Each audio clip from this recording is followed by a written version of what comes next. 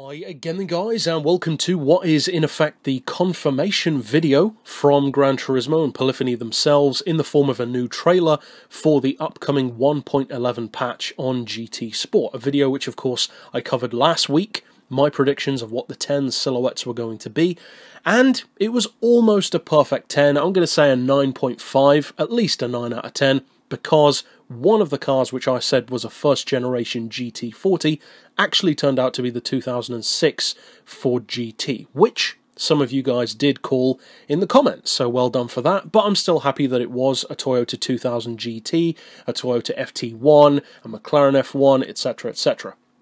But still, a great pack, all of the cars of course returning from Gran Turismo 6, and interestingly, in this new trailer, we have confirmation both in the title of the trailer itself and also in the video of extras, because many people on that video which I did about the speculation were saying, what about new tracks? What about new details, new additional features in the game, not just cars? Well, they've confirmed that, because we are having another returning track, Monza, which is of course a very popular circuit, not one of my personal favourites, but a very, very popular one on Gran Turismo 6. Not hard to see why. It's a short and sweet track with a lot of high-speed sections, and we'll have a lot of fun on it for sure. Plenty of people will.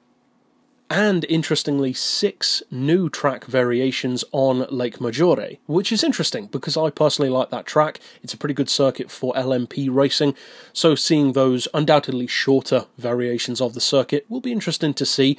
Having newer versions of existing tracks isn't exactly what most people would want to see. I know there's a lot of love for tracks like Special Stage Route X or the Le Mans. Personally, I would love to see both of those return.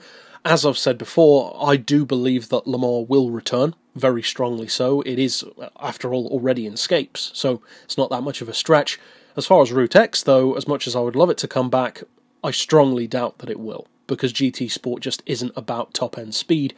You can get top-end speed on some tracks, but it's just not really about that anymore. It's more about technical circuits, so I would be very surprised if they added that. I'd be pleasantly surprised, but surprised nonetheless. But we do finally have confirmation of those 10 vehicles, and even with the GT40 turning out to be a GT, it's a great pack. I'm glad that the cars that we are getting are the ones that we're getting.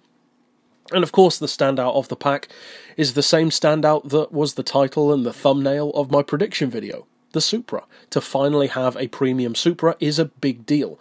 The Supra, in a similar way to Monza, is not one of my favourites to use, but it is for many people, and I'm happy for those people, because we've never had a premium road-going Supra before. We've had premium racing versions, such as the Yellow Hat Supra, but we never had a premium road car, so that's pretty cool. Plus, it's better that it's the Supra RZ rather than the SZR, which is an obvious choice, but still, they could have gone for the naturally aspirated one.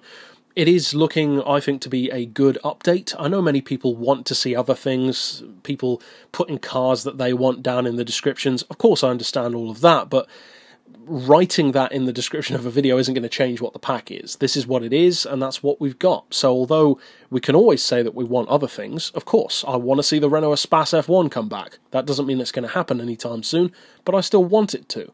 However, what we do have is 10 new cars and 7 new circuits, 6 variations, and at least one track. I'm not sure if they're going to be different variations of Monza. That could be possible, but we'll have to wait and see.